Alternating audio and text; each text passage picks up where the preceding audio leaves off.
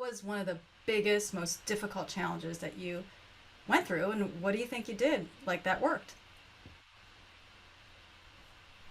Anybody want to give first dibs on that? Well, I appreciate the fact that you're not forcing me to go first this time. Are you volunteering? I'm Oh, asking no, about no. volunteers now. Anybody got a good Sorry, one? You can sorry, shoot it what's that? Oh, sorry, I'll be right back. in. I So, mean, I guess I'll go ahead and go yeah. first. If I think the one challenge I've faced as an entrepreneur that continues to come up as a pattern, so it gets me in trouble over and over and over again, is when I find some modicum of success in what I'm working on right now, um, I will move on to the next shiny object.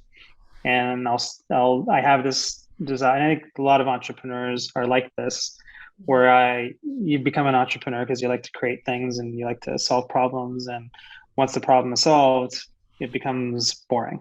And that's what I struggle with time and time again.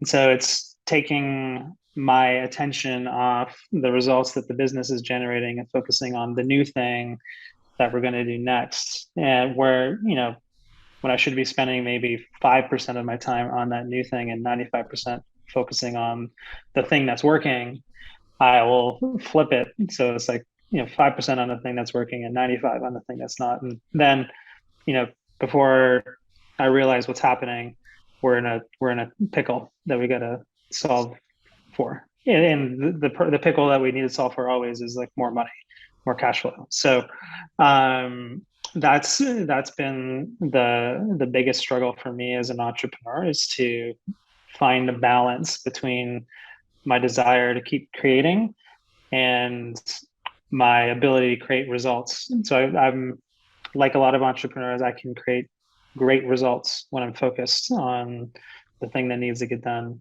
And I can create horrible results when I'm not focused on the thing that needs to get done, or more importantly, the things that are working right now. So So what's I'm working not for sure if you? that's What's working for you to combat that? well, it's a good question. I'm maybe just to open up the conversation about mental health. I'm actually it's been a problem enough for me consistently over time that I've actually decided to go see a therapist about it, to unpack like what is going on in my head that continues to allow that pattern to show up. So I can tell you what I'm working on specifically right now is carving out specific. I'm running experiments, so it's carving out a specific amount of time to work on the new shiny object thing, because that's what fills my bucket, and trying to find the minimum amount that will actually work to keep me fulfilled while working on the things that I need to be working on. So I've kind of carved off how to haven't done the math, probably like 10% of my time as opposed to 90% of my time Right. to work on it. And then we're gonna take a look at, like, is it fulfilling? Are there any other things that we can do to shift more time into the creative realm than the execution realm? And so that's Hmm. I. It's not working 100% yet. It's a work in progress. Yeah, and that's okay. I think we all have those uh, issues or challenges, the recurring challenges that it's a constant work in progress. And I really appreciate you sharing that. Yeah, you weren't afraid to go get some help and explore what might just explore where it might be coming from, and that way you can have somebody come alongside you and be able to tackle that. I think mindset stuff is, we all battle with that, right? Having a battle of the mind kind of a thing. But I'm just curious for you. I'm totally curious. Do you have somebody who's like a designated finisher? They need to finish the stuff that you lose focus on?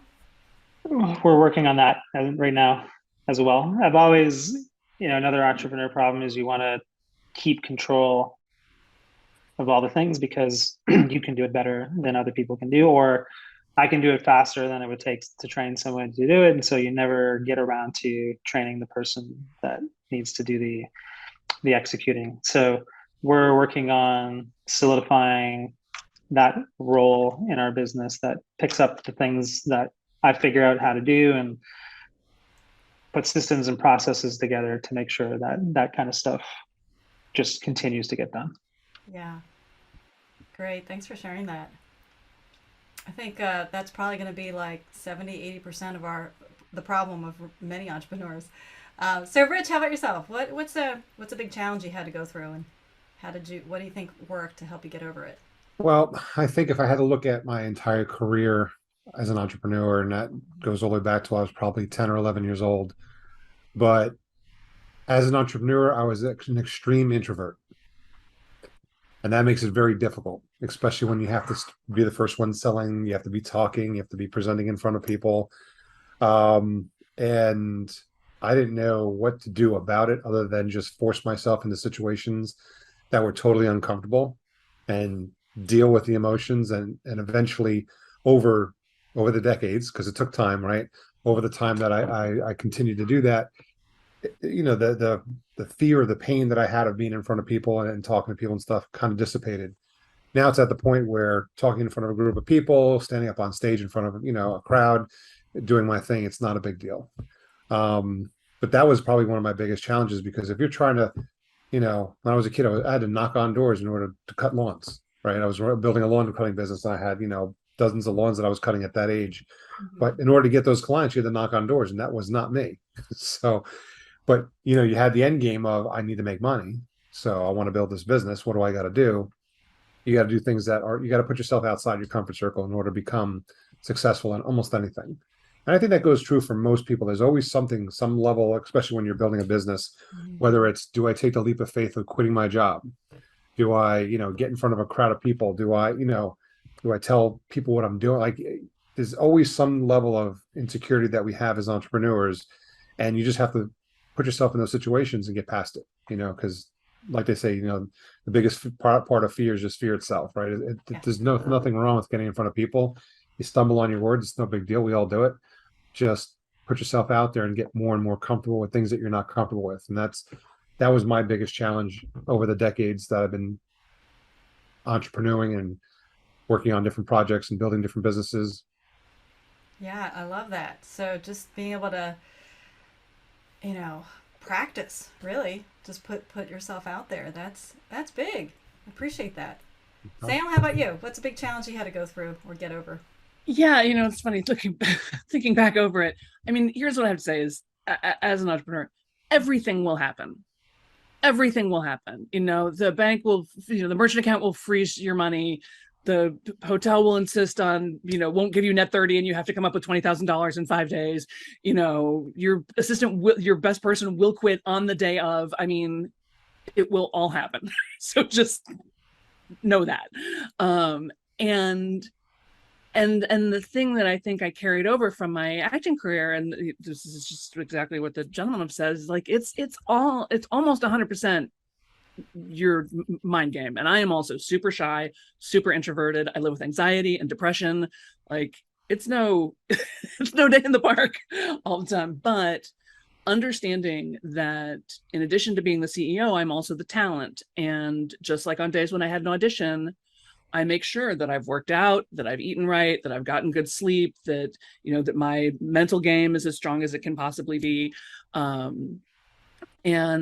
and really this relentless introspection, because everything that is happening in your business is 100% because of you, which on the one hand is really depressing. And on the other hand is a great opportunity, because you can, you caused it with your thinking, you can fix it. And but only if you are willing to be excruciatingly honest with yourself and take the steps, no matter how uncomfortable they are, to move forward. That's That awesome. ability, I've done it too. I have absolutely kept my revenue artificially low, because I'm like Steve, I'm a kid with too many Christmas presents, right? I'm like, well, we could do this and we could do this, and oh, here, I want to make this, and look, I made this, and did I tell you I wrote a musical? And like, Yeah. it's Well, and I also want to share something about you, Sam. You are such a humble woman, I got to tell you. Because when you were saying, oh, yeah, I was an actress, kind of a throwaway, like, oh, thinking maybe he just did plays in the local theater. I'm trying to find her bio, and I just Googled it, thinking maybe I'll find her bio, and I find IMDb, like the real celebrity bio page. So Samantha Bennett was known for Modern Family, Star Wars, Return of the Jedi, the original radio drama, and Right. Body of Proof. Like this is like big time. Yeah, I was on the Drew Carey show. I was on Days of Our Lives. I was, no, it's a lot of fun. Drew Carey. Oh my gosh. So I just want to, I have to say that's awesome because you've been a part of such big projects, celebritydom, right? And yet you're so authentic to share that you struggle still with, you have to manage. You have to manage. Everybody's living with something. Living with anxiety. Everybody's living with something. And life keeps happening. Life keeps lifing, whether you're running a business or not. So that's so you just learn to surf and learn to, look at every problem as an amazing opportunity. It's not going to feel like it. It's going to be a present that doesn't look like a present. But every single time things go completely sideways, you have an incredible opportunity to grow yourself and grow your business. I just want to also just give a little PS to any parents out there who are stressing out because their child is interested in the performing arts. Encourage them. It's fine. First of all, it's really hard. So if they can't do it, they'll wash out. Don't worry. But everything you learn in the theater as a performer will stand you in such good stead no matter what you end up doing in your life. It's, we were talking about LinkedIn earlier. I've always ignored LinkedIn because I was like, those people have jobs. What would I say to them? Mm-hmm. But then I started making videos with this production company. And now we're coming up on 1 million learners worldwide in the last year and a half.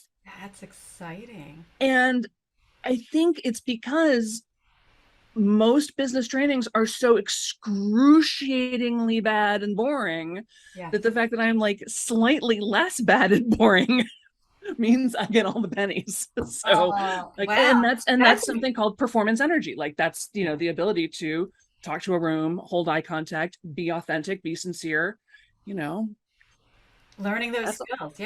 That's all acting. Big impact for somebody who's also trying to sell courses or something. That's a million learners. That's awesome. And I just think to what you shared, I think that by itself is going to encourage so many other business owners who, people just fall into that comparison trap where on paper, your LinkedIn profile, your website, your, whatever they're reading, you sound so accomplished where they feel like, well, I didn't make the Inc. 5000 award, or I didn't do the Ernst & Young award. And it can really start to play on their mindset. And so I just think everybody's sharing that. Thank you for doing that, by the way. Because it's going to free so many people from their own mental, head trash. So